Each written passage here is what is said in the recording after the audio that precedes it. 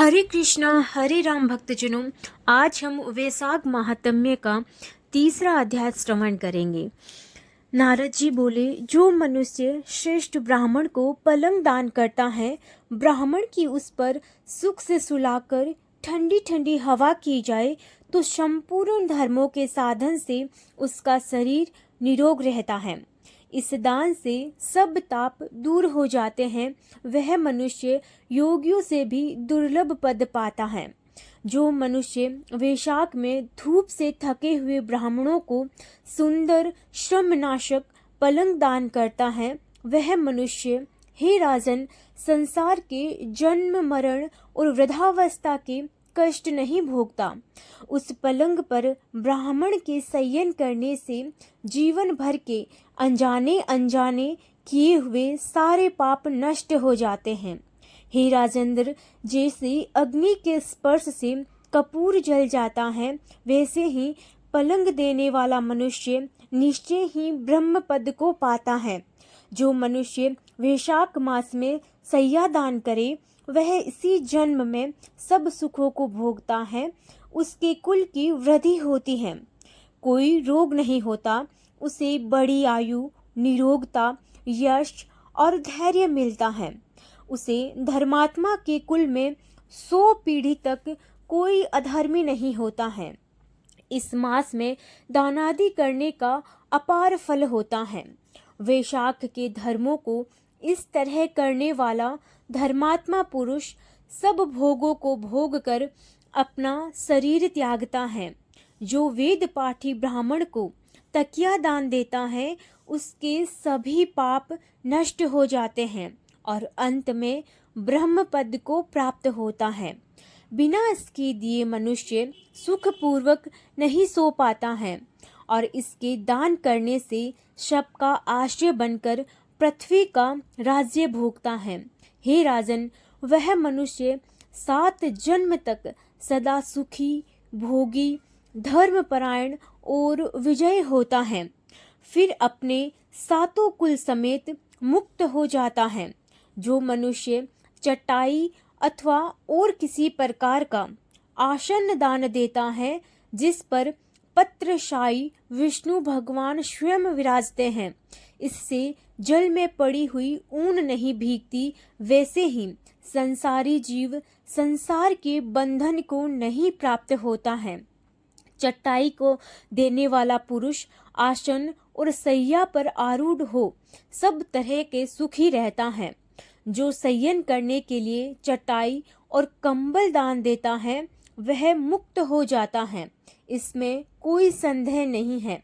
निद्रा से दूर हो जाता है और निद्रा से परिश्रम दूर हो जाता है। वही निद्रा चटाई पर सुखपूर्वक आती है। हे राजन, जो वैशाख में कंबल का दान करता है, वह अकाल मृत्यु से छूटकर 100 वर्ष तक जीवित रहता है। धूप से व्याकुल ब्राह्मण को जो मनुष्य पतला वस्त्र देता है, उसकी पूर्ण आयु होती है और परलोक में परम गति मिलती है। कपूर भीतर की गर्मी को दूर करता है, अतः कपूर का दान ब्राह्मण को दे तो मोक्ष मिलता है और दुख का नाश होता है। जो ब्राह्मण को फूल और कुमकुम दान दे करे, वह सर्वभौम राजा हो, सब प्राणी उसकी आज्ञा में रहे और पुत्र तथा पौत्रों युक्त होकर सब भोगों को भोग मोक्ष को पाता है। त्वचा और हड्डी के संताप को चंदन तत्काल दूर कर देता है। अतः जो चंदन दान करता है, वह तीनों पापों से दूर हो मोक्ष को प्राप्त होता है। जो जल में भीगी हुई खश, चंपा या कुशा दान करता है, हे राजन, वह प्राणी सभी प्रकार के सुख भोगता है। सब देवता उसकी सहायता करते हैं, उसके सब पाप और दुख दूर हो जाते हैं और अंत में मोक्ष को पाता है। जो वैशाख में गोरोचन और कस्तूरी दान करता है, वह तीनों पापों से छूटकर मोक्ष पद को पाता है। जो मेष की संक्रांति में तांबुल और कपूर दान करता है वह पृथ्वी के सारे सुख भोग कर निर्वाण पद को प्राप्त करता है। जो मनुष्य सेवती और जूही दान करता है वह सार्वभौम राजा होकर अंत में मोक्ष पद पाता है। जो वैशाख में केतकी और मल्लिका दान करता है वह माधव भगवान की आज्ञा से मोक्ष पद पाता है। जो मनुष्य ब्राह्मण को सुपारी और अन्य सुगंधित द्रव्यों का दान देता है, और हे राजन, जो नारियल दान करता है उसके पुण्य के फल चित लगाकर सुनो। वह 7 जन्म तक ब्राह्मणों के घर जन्म लेता है और धनवान तथा वेद पाठी होता है। फिर वह 7 कुल समेत विष्णु लोक को जाता है। हे राजन, जो प्राणी विश्राम मंडप बना ब्राह्मण को देता है उसके पुण्य के फल कहने को मेरा सामर्थ्य नहीं है। जो मनुष्य छाया मंडप बनवाकर भीतर बालू बिछा उसमें प्याऊ लगा देता है वह स्वर्गलोक का स्वामी होता है।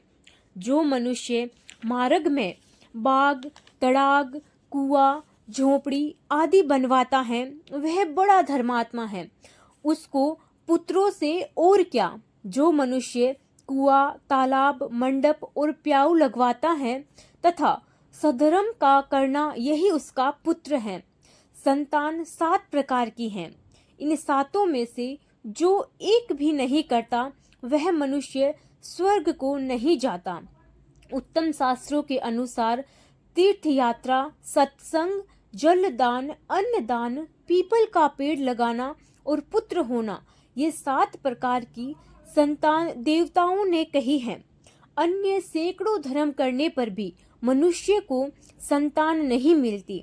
इसीलिए संतान की इच्छा करने वालों को इनमें से एक कर्म अवश्य करना चाहिए।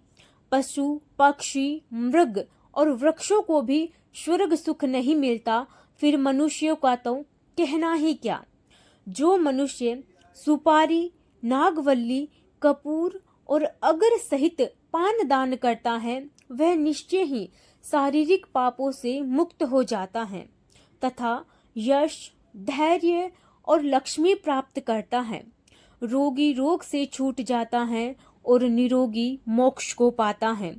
जो वैशाख में तापनाशक छाछ का दान करता है वह विद्यावान और धनवान होता है, इसमें संदेह नहीं है, क्योंकि गर्मी की ऋतु में तक्र के समान कोई दान नहीं है।